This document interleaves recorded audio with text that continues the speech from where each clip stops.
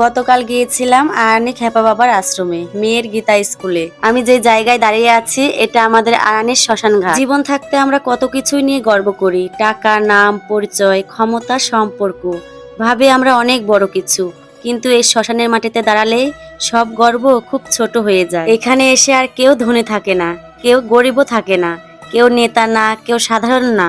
আগুনের সামনে সবাই এক। আজ যে মানুষটা দুনিয়ার ভিড়ে খুব ব্যস্ত, হাজারো কাজ, হাজারো স্বপ্ন নিয়ে ছুটছে, একদিন তাকেও কিন্তু এই জায়গাতে এসে থামতে হবে। এই শ্মশান আমাদের মনে করিয়ে দেয় জীবনটা খুবই অল্প সময়ের।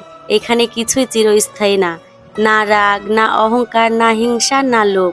তাই যতদিন নিঃশ্বাস আছে মানুষ হয়ে মানুষকে ভালোবাসি, কারোর মন না ভাঙ্গি, কারোর ক্ষতি না করি।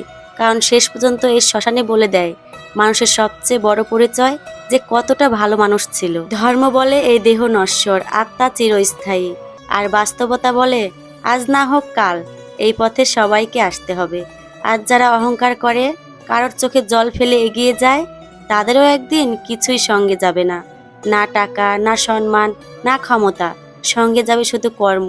ভালো করলে ভালো, খারাপ করলে খারাপ। কারোর কষ্টের কারণ হয়েও না, কারণ সময় এলে ক্ষমা চাওয়ার সুযোগও থাকবে না। এই শ্মশান নীরবে বলে যায় জীবনটা ধার করা, সময়টা অল্প, আর মানুষ হওয়াটা সবচেয়ে বড় ধর্ম।